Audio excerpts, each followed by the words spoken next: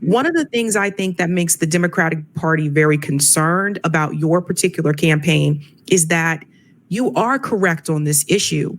And not only are you correct on this issue, but looking at the polls that I showed on this show, it is very clear that there is a certain, segment of the Muslim voting community that has decided to support your campaign.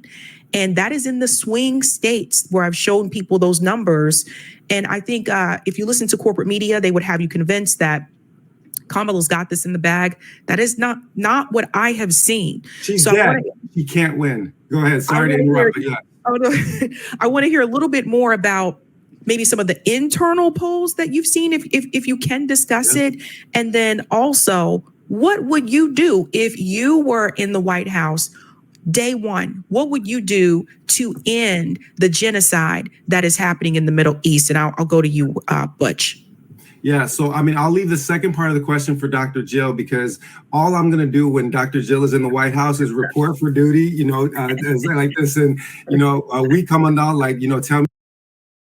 tell me where to go, and I'll serve. So I'll go to the polling questions, right? Because as somebody that has been doing education, activism, organizing, like I literally in community education courses just since the Floyd uprisings have taught over 3,500 people in private community education courses. So these are my folk. People forget, by the way, that the largest ethnic contingent in the American Muslim community is still Black Muslims, right? Imam Marcellus Khalifa Williams is not an unusual, kind of demographic person. The racial ideology of the Democrats always puts Arabs as the face of Islam. But the truth is that the biggest ethnic contingent in the American Muslim community is still Black Muslims. But I've got long, deep relationships with all of these communities: South Asian community, Arab community, white convert community, Malaysian, Indonesian. I've done work in all of these communities, taught in all these communities. So just to be clear, the Muslim vote has been completely lost by the Democratic Party, and it is not coming back. So Institute for Social Policy and Understanding, as soon as I got on the team, took a meeting with Dalia Mugahed, who's done polling in the Muslim community for the last 10 years. She's now senior researcher, and she showed me the numbers. Georgia, Pennsylvania, Michigan, 3 swing states, which are essentially demographically, for the purposes of the African-American percentage of the population and the Muslim percentage of the population, they're the same state, okay, demographically. And in those 3 states together, 65% of the Muslims voted for Joe Biden in 2020. Joe Biden was polling at 12% in January 2024. They were dead. And I learned that on my first day on the campaign about a month ago. Well, if I knew that a month ago, they certainly knew that at that polling in January of 2024. They have known for 8 months that they cannot win any of the swing states that they need in order to win. They can't win them because they needed heavy majorities amongst the Muslim population just to carry those places. And that's why they've gone so heavy on the racial rhetoric and trying to get Black numbers up, because they are trying to compensate for the wholesale exodus of Muslims from their voting bloc. And they seem ignorant of the fact that every time you raise every time you talk to the Black community, you're also talking to the Black Muslim community. And that Black Muslim community is not coming along with this genocide no matter what. So that was January 2024. Now, fast forward, right? We saw CARE run a poll early in the process, where a national poll where first Jill and Kamala were polling at 29%, neck and neck. I'd been on the campaign for maybe a week when this came out. Then Wisconsin and Arizona, swing states, and a third one that I'm forgetting. Now Jill is running ahead of Kamala. Well, Yakin Institute, good friends of mine, people that I know, I've seen their new polls that have not yet come out. They're going to come out this week. 53% of the Muslims are now going third party, with 80% of them coming to us now, okay? 15% for Kamala, 4% for Trump. Okay, so this narrative that we are taking votes away from the Democrats and giving them to Trump, it is an effort to do two things. They're gaslighting us, one, but they're also scapegoating us. They want to blame the Muslims when they lose the election, because they've already lost the election. They cannot win the election. There is no path to victory for the Democrats. The polls that they're giving you, whatever they're telling you, they all know this. And that's the reason why they had Aosi Pelosi come after us, attacking us. That's the reason why they had Kunta Keith Ellison. Literally, the week after he came up to me at Friday prayer on the north side of Minneapolis and wanted to, embrace me, man to man, black man to black man, Muslim to Muslim, then he's told by his Democrat handlers that he's got to put out a hit on Jill. So Massa say jump, Keith say how high, boss? How high you want me to jump? And so that's why they're doing it, because they already know that they have no path to victory. And they try to use uncommitted. Many good people joined uncommitted, trying to get the Democrats to respond in a principled way. But the leadership of uncommitted is bought and paid for. They were trying to keep those voters from going to third party. And that exodus happened anyway. So they're finished. They're non-competitive. I've already told the team internally, I'm going for the Trump voters. The Democrats are already finished. So there you have it, folks. Wow, wow, wow. Corroboration on everything that I've been telling you so far about the Muslim vote in this country.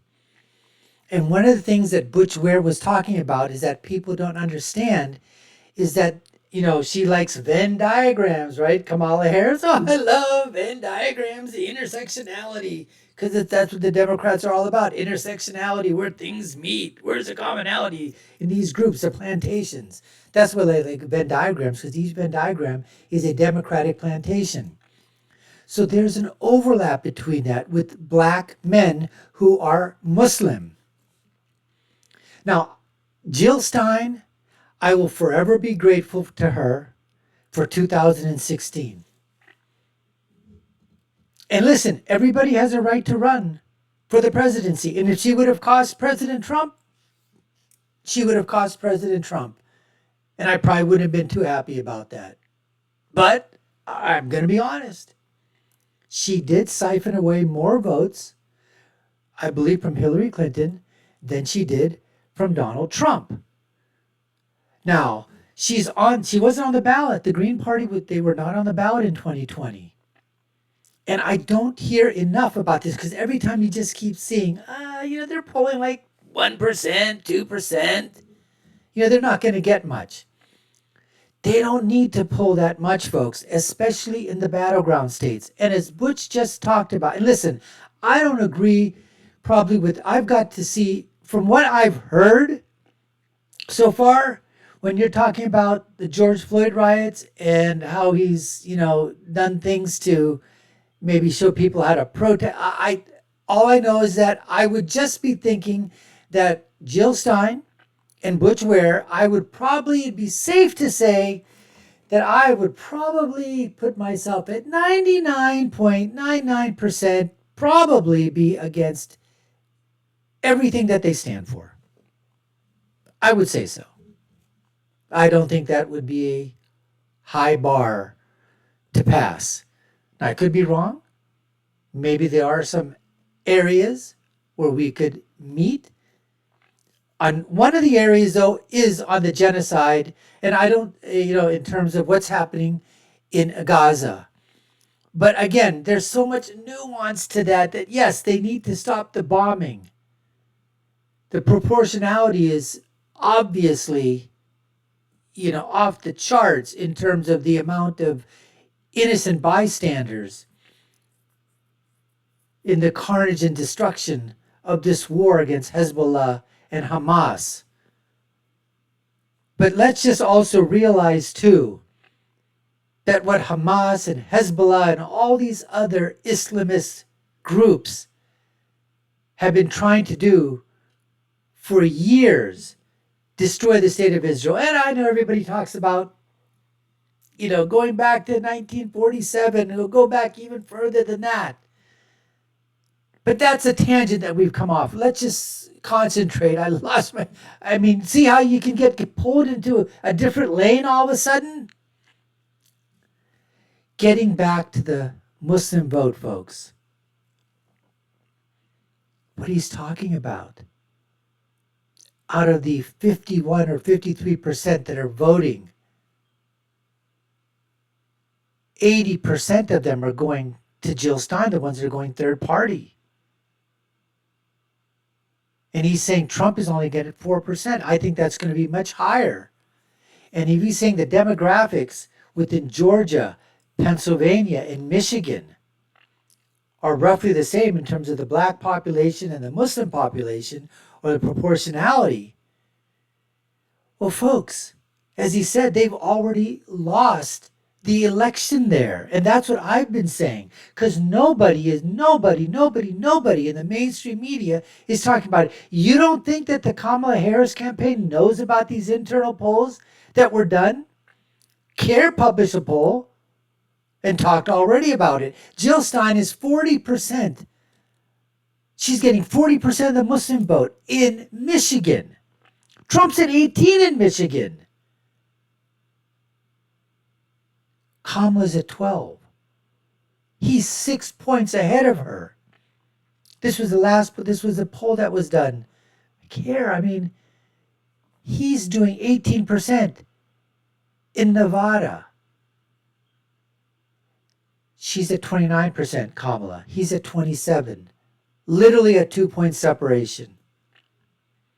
Jill Stein is doing the worst in Arizona. She's like at 14 to 15%. Now, do I think that Trump is going to get the majority of the Muslim vote? No, he doesn't need the majority of the Muslim vote. He's already getting a huge amount. 18% in Michigan, folks. 18%. Let's say they're even wrong by half. Where do you think that other half is going to go? Some are staying home. 40%. If he loses half, you think they're going to Kamala Harris? Could she actually get maybe 50% of the Muslim vote? And Butch was saying she's getting 4% across the board? It's going to be an absolute political bloodbath in terms of this political tsunami of the Muslim vote, which is intertwined with the black vote, especially the male black vote. Because there's so many male black Muslims as well, who are also going to be voting on what the heck is happening in terms of the United States spending billions and billions and billions of dollars in arming Israel with weapons. Which I agree. I agree there should be absolutely no foreign aid going to any country, let alone it be Israel. On that, we completely agree. No foreign aid anywhere. That aid should stay in the United States of America. America first, American citizens first. And that's it, plain and simple. Once you've established your house, your home, you've done everything that you can for your people within your borders, then you decide to help other people. That's when charity begins. But charity, if you want to, begins where? At home. That's where charity begins. Not abroad. Not your next door neighbor. No, you fix your house first. You fix your family first. You make sure they're fed. They're housed. They're clothed. Their health needs are taken care of. Their safety is taken care of. Once you've done that to 100% extent, now we can decide and say, okay, which countries do we want to help now? But it better be America first, America second, America third, fourth, fifth, sixth, all the way down. And then other countries and other people. That's the way it should be, folks. That's the way it should be. And a lot of countries in Europe, okay, are turning to that. There's a huge populist movement. Look at what's happening in Italy. Look at what's happening in Hungary. Look at what's happening in Argentina. Look at what's happening in Poland. We don't need them to be the leaders in this. America should be the leaders in this. We're building border walls in Ukraine to stop the Russians. But, border walls don't work. It's too much money to spend. Billions of dollars wasted. But you're spending it over there. Zelensky is being flown on private Air Force jets, taxpayer money, to come to Philadelphia to sign artillery bombs with Josh Shapiro. So that he can basically, what? Lobby the U.S. government, Kamala and Biden and the Democrats, to give him more money so he can continue the war against Russia. Folks, that's what we're facing right now. Foreign aid's got to stop. And getting back to the picture of the boats, I've been saying this so many times. We've got a lot of videos that talk about this. Michael Moore has talked about this, but you don't hear enough about it in the mainstream media, the legacy media. Oh, every once in a while you see like what? A 30-second clip, 90 seconds. The mayor of Hamtramck, Michigan, has endorsed President Trump. Trump's going to Warren, Michigan on the 27th. That's tomorrow, Friday, to Warren, Michigan, to have a huge rally there. I don't know how it's going to be covered in the mainstream media, other than, the normal outlets, OAN, RSBN, Breitbart.